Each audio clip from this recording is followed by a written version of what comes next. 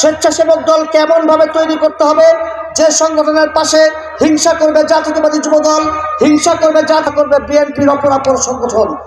আগামীতে যে পল্লবী থানা স্বেচ্ছাসেবক দল কমিটি দিবেন, কোন হাইব্রিড, কোন নতুন কাউকে দেখে আত্মীয় স্বজনকে দেখা না হয়। রাজপথে রক্ত দেওয়ার জন্য প্রস্তুত ছিলেন, তাদের মধ্য থেকে যেন তাদেরকে নির্বাচিত করা হয়। বাংলাদেশ আজকে স্বৈরাচার মুক্ত হয়েছে, কিন্তু স্বৈরাচারের প্রেতাত্মারা এখন পর্যন্ত বিভিন্ন প্রতিষ্ঠানে বসে আছে। সংগ্রামী সাথী বন্ধুগণ, আমরা বক্তব্য দিব না। এই স্বেচ্ছাসেবক দল যখন সৃষ্টি হয়, আপনারা ইয়াসিন ভাই আছেন, নেতৃবৃন্দ আছেন, আমি জাতীয়তাবাদী স্বেচ্ছাসেবক দলে যখন আসি তার আগে মন্টু ভাই এই স্বেচ্ছাসেবক দলের নেতৃত্ব দিতেন। উনি যুব দল নেতৃত্ব, আমি আমাদের নিজের চোখে দেখা, উনি যখন নেতৃত্ব দিতেন, তো একটা সময়ে আমাদের প্রিয় নেতৃবৃন্দের অনুরোধে আমি ছাত্র দল থেকে এসে আমি স্বেচ্ছাসেবক দলের দায়িত্বভার গ্রহণ করি মন্টু ভাইয়ের সাথে।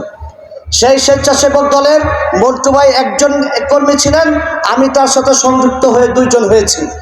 সেই স্বেচ্ছাসেবক দল আমরা পল্লবী থানার দায়িত্ব পালন করা অবস্থায় সর্ববৃহৎ স্বেচ্ছাসেবক দলে ঢাকা শহর না, সারা বাংলাদেশের মধ্যে সর্ববৃহৎ সংগঠন ছিল জাতীয়তাবাদী স্বেচ্ছাসেবক দল এই পল্লবী থানা।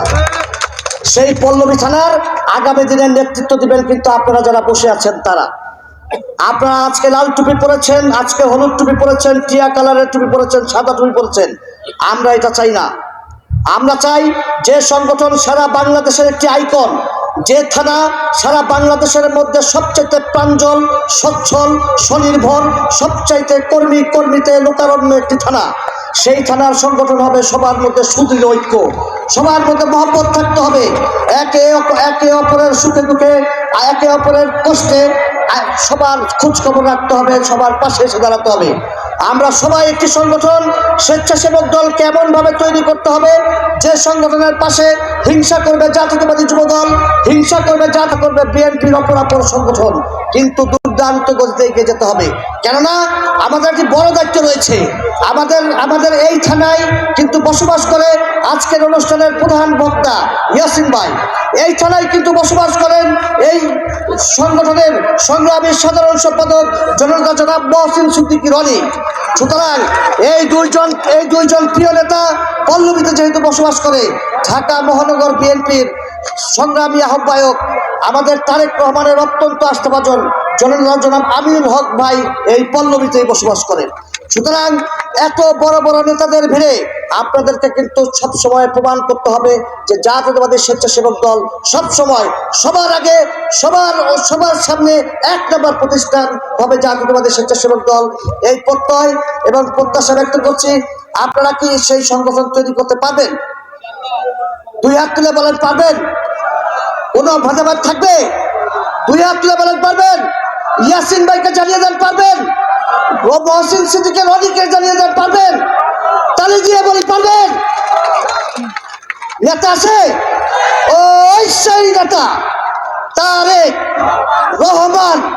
আজকে দীর্ঘদিন পরে এই পল্লবী থানা কর্মী সভা হচ্ছে। আমার নেতৃবৃন্দের কাছে একটি অনুরোধ, দীর্ঘদিন আমরা এই পল্লবী থানায় কোনো অভিভাবক ছিল না। আমাদের ঢাকা 16 আসনের অভিভাবক আমিনুল হক ভাইয়ের নেতৃত্বে, তার নির্দেশনায় আমরা কাজকর্ম চালিয়েছি। তাই আজকে আপনাদের কাছে, এই মহানগর নেতৃবৃন্দের কাছে আমার একটি অনুরোধ, আগামীতে যে পল্লবী থানা স্বেচ্ছাসেবক দল কমিটি দিবেন, যেন 5 তারিখের আগে নেতৃবৃন্দ দেওয়া হয়।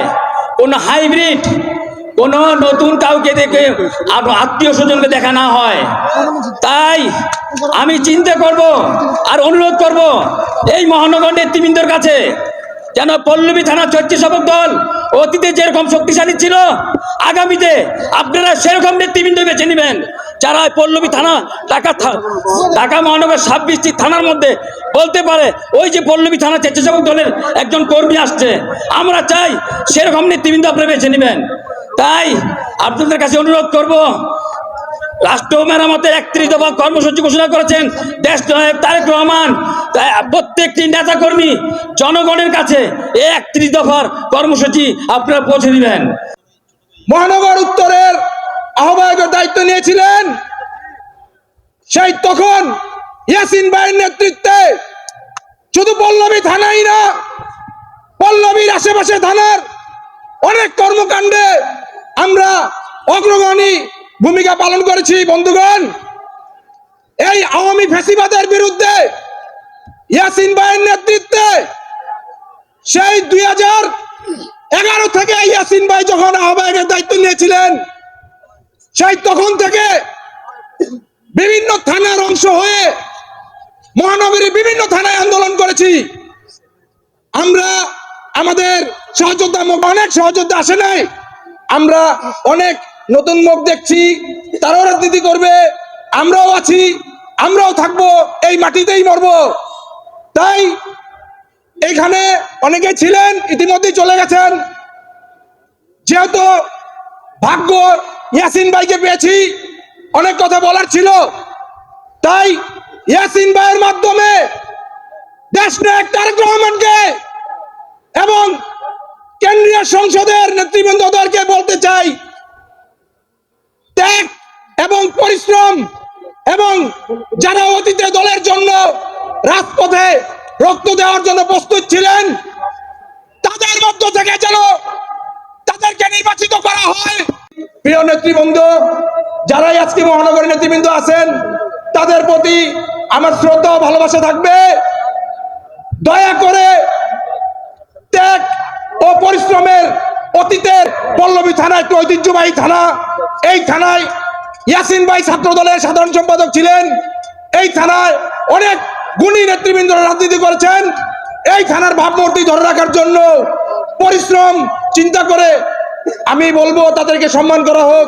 এই ষড়যন্ত্রের ভিতরে বিরাজমান রয়েছে এখন, কারণ আমরা দেখতে পাচ্ছি, যখন আমরা শুনেছি যে বাংলাদেশের সবচেয়ে নিরাপদ জায়গা কোনটা, বাংলাদেশ সচিবালয়, সেই সচিবালয়ে যখন আওয়ামী লীগের প্রেতাত্মাদের দ্বারা অফিসে আগুন ধরিয়ে ফাইলপত্র পুড়িয়ে ফেলা হয়, তাহলে আপনাদের বুঝতে হবে যে বাংলাদেশের কোনো প্রতিষ্ঠানই এখন পর্যন্ত নিরাপদ না।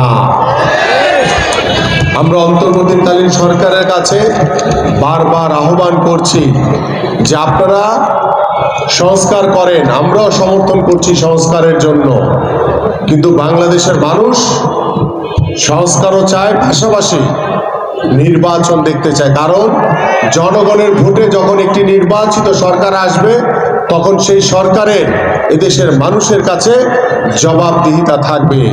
কারণ এই স্বৈরাচার আওয়ামী লীগ গত 17 বছরে নিজেদের ক্ষমতাকে ধরে রাখার জন্য যেভাবে রাষ্ট্রীয় প্রতিষ্ঠানগুলোকে ব্যবহার করে রাষ্ট্রের যে মেরুদণ্ডগুলোকে ভেঙে দিয়েছে, আমরা চাই 5ই আগস্টের পরে নতুন করে প্রত্যেকটি রাষ্ট্রীয় প্রতিষ্ঠান পুনর্গঠনের মাধ্যমে বাংলাদেশে আমরা রাষ্ট্র কাঠামো নতুন করে আবার পুনর্গঠিত করে বাংলাদেশের যে পরিপূর্ণ গণতন্ত্র আমরা প্রতিষ্ঠা করতে চাই।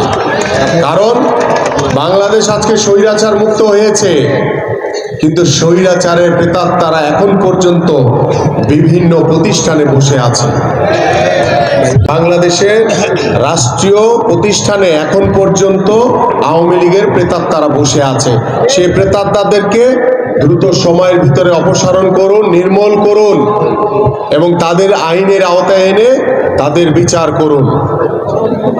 পাশাপাশি আজকে আমাদের এই কর্মশালার, এই কর্মী সভার যে উদ্দেশ্য, সেটা হচ্ছে গত 17 বছর, পাশাপাশি 28শে অক্টোবর থেকে আমাদের 5ই আগস্ট পর্যন্ত যে সকল নেতৃবৃন্দ রাজপথে ছিলেন, রাজপথে সাহসী ভূমিকা পালন করেছেন, সেই সকল নেতৃবৃন্দদের থেকে বের করে যাচাই বাছাই করে সেই ধরনের সাহসী নেতৃত্বকে দায়িত্বভার দিতে হবে যাতে স্বেচ্ছাসেবক দল ঢাকা মহানগর উত্তরের পল্লবী থানা অত্যন্ত শক্তিশালী একটি কমিটি হয়।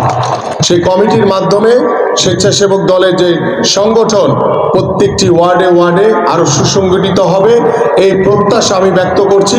পাশাপাশি আজকের পল্লবী থানা কর্তৃক আয়োজিত আজকের এই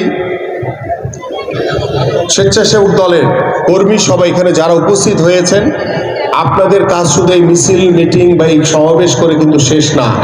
এইখান থেকে শেষ করে আপনাদের যখন পাড়া মহল্লায় যাবেন, এলাকাতে যাবেন, পরিবারের কাছে যাবেন, তাদের কাছে গিয়ে বলতে হবে আমাদের যে বাংলাদেশ জাতীয়তাবাদী দল বিএনপি এদেশের সাধারণ মানুষের জন্য কাজ করে, বাংলাদেশের জনগণের জন্য কাজ করে এবং এই বাংলাদেশের জনগণের জন্য কাজ করার জন্য নেতৃত্ব দিবেন আমাদের বিএনপির ভারপ্রাপ্ত চেয়ারম্যান জনাব তারেক রহমান। সকলকে ধন্যবাদ। বাংলাদেশ জিন্দাবাদ, বাংলাদেশ জাতীয়তাবাদী দল বিএনপি জিন্দাবাদ, দেশনেত্রী বেগম খালেদা জিয়া জিন্দাবাদ, বিএনপির ভারপ্রাপ্ত চেয়ারম্যান